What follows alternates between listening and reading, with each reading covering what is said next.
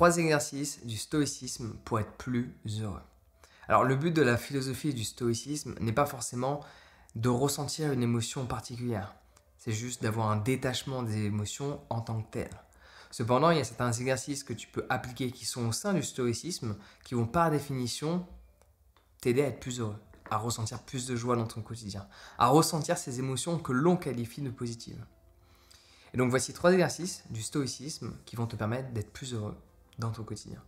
Le premier, c'est de changer, d'avoir cet exercice de changer ta perception des choses.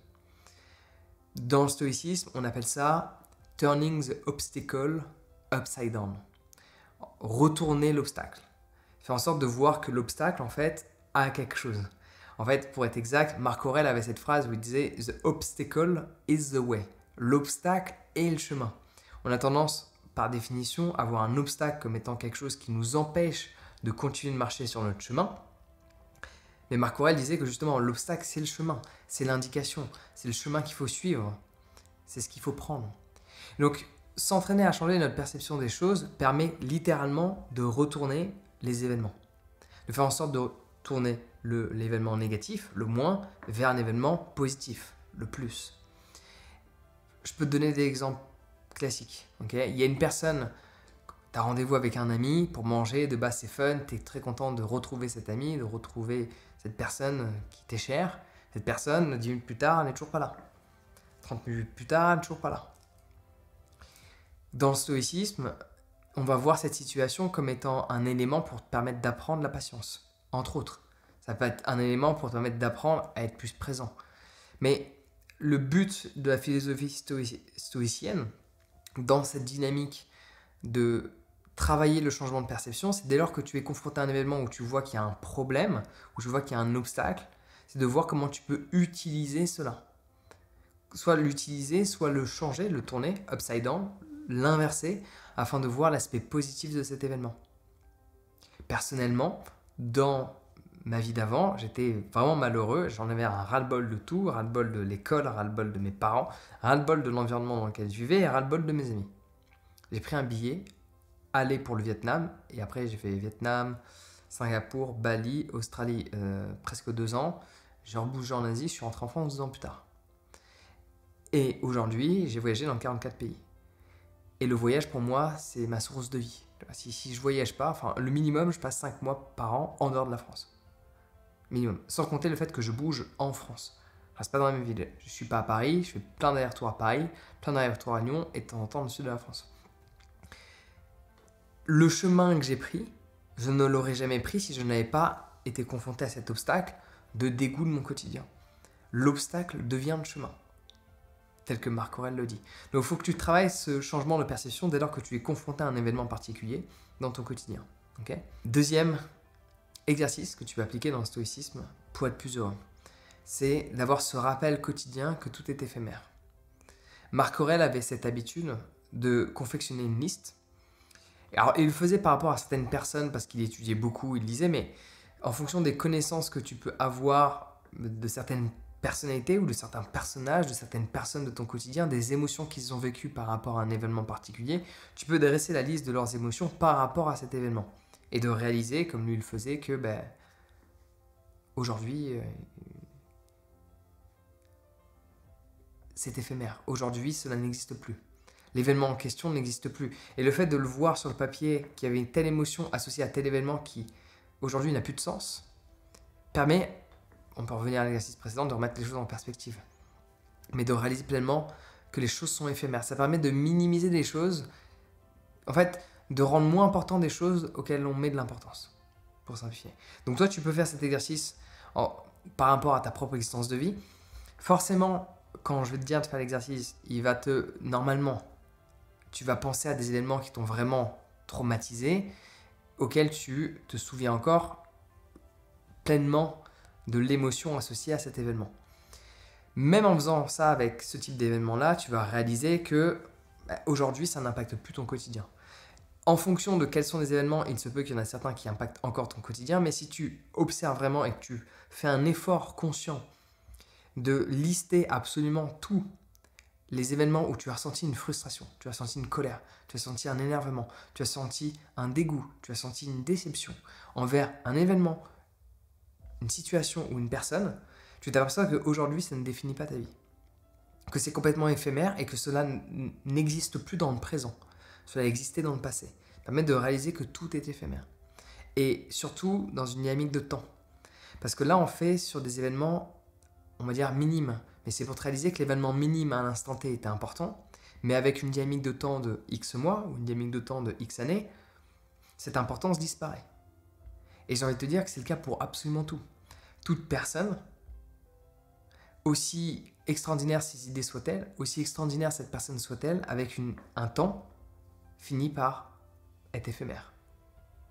Pense à qui que ce soit ou à quoi que ce soit un artiste, un chanteur, un philosophe, ce que tu veux, avec une dynamique de temps extrêmement longue. Parfois, il y a des gens, en fait, ils disparaissent, leur action, leur idée, leur pensée, leur acte, leur bravoure perdurent dans un temps de quelques dizaines d'années, d'autres quelques centaines, d'autres quelques milliers, mais tu t'aperçois qu'à chaque fois, il y a de moins en moins. Et à une échelle de temps de plus en plus longue, il y a toujours quelque chose d'éphémère. Évidemment, il y a des choses qui peuvent durer plus que d'autres, mais on arrive toujours au point de la disparition. Et mettre ça en perspective te permet de réaliser pleinement dans ton quotidien que ce n'est pas nécessaire, pour prendre cet exemple, de s'énerver par rapport à cette situation en particulier. Et le troisième exercice qui va te permettre d'être plus heureux grâce au stoïcisme, c'est prendre une vue du haut. Alors, Marc Aurèle avait sa manière d'interpréter ça, il appelait ça Platon's View, la vue de Platon. Parce que Platon avait cette longue phrase que je vais paraphraser, qui était une fois que tu regardes, tu es confronté à un conflit quel qu'il soit, tu regardes d'un point de vue en haut, tu t'élèves, et tu réalises qu'il y a tous ces opposés. Okay, il y a l'amour, il y a la haine, il y a la guerre, il y a la paix. Tu vois tous les opposés qui ne font que un, qui s'assemblent entre eux. Et au final, que tout ça, ça n'a pas de sens. Que tout ça fait partie d'un tout et que notre place dans tout ça a très peu d'importance. Donc il appelait ça la vue de Platon, parce que c'est Platon qui avait philosophé cette notion de prendre de la hauteur pour observer un phénomène, pour observer une situation à laquelle on est confronté, ce qui nous permet évidemment de minimiser la situation, de ne pas la dramatiser, de ne pas mettre trop d'importance à quelque chose qui n'en aura plus dans une semaine, le grand classique, et aussi forcément se détacher sur un aspect émotionnel, parce qu'on réalise que cela fait partie d'un tout, et à nouveau on peut revenir à l'exercice numéro 1, qui était de faire en sorte de de retourner l'obstacle et de réaliser que l'obstacle est le chemin.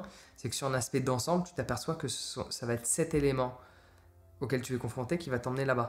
Et le fait de t'étendre, de prendre de la hauteur dans ton point de vue, va te permettre, le fait de prendre de la hauteur dans ton point de vue va te permettre de réaliser l'interconnexion des choses. On pourrait appeler ça une pensée systémique de nos jours. Tu as deux types de pensées. Les pensées que l'on va appeler pensées linéaires. Tu vois, je parle devant une caméra. Attends, plus linéaire. On va faire ça. Ma vidéo est sur YouTube. Des gens regardent ma vidéo. Ou j'ai uploadé ma vidéo sur YouTube. Des gens regardent ma vidéo. Action, réaction. Pensée linéaire. Pensée systémique, c'est j'ai créé un espace j'ai créé un espace dans mon environnement.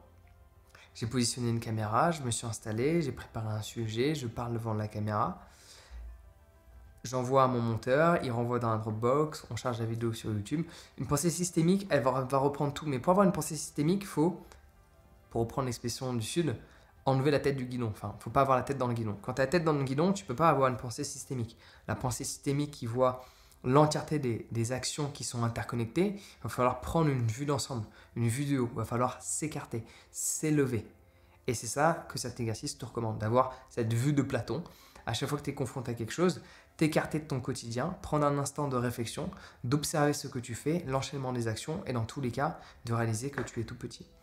Il y a toujours cette notion-là qui revient, ça ne l'empêche pas d'agir. mais cette vue d'ensemble te permet d'avoir des actions et un comportement et une réaction qui va être plus adéquate avec ce qu'il risque de se passer plutôt que juste ce qui est en face de toi, présent, dans l'instant. Donc voici 3 exercices qui vont te permettre d'être plus heureux grâce au stoïcisme que je te recommande d'appliquer dès aujourd'hui. Et forcément dans le stoïcisme, s'il y avait YouTube aujourd'hui, il te dirait de ne pas enchaîner la suite des vidéos, mais d'effectuer l'exercice plutôt que de scroller. Mais par définition, si tu as regardé cette vidéo jusqu'au bout alors qu'elle fait quasiment 12 minutes, elle devrait faire même 12 minutes, mais par définition, tu as un niveau de concentration qui est plus élevé que la norme et tu es dans cette dynamique d'apprentissage qui correspond à la philosophie du stoïcisme où on est dans cette constance recherche à travers un apprentissage par rapport à la découverte de soi. Donc dans cette dynamique, j'ai plein de formations sur mon site internet jeanval.com, je te mets le lien juste ici, avec des thématiques diverses et variées sur des sujets que je maîtrise. Je te recommande d'aller regarder. Ce sont des thématiques qui vont t'apporter quelque chose dans ton quotidien. Je t'apporte des solutions et des réflexions par rapport à l'ensemble de ces thématiques.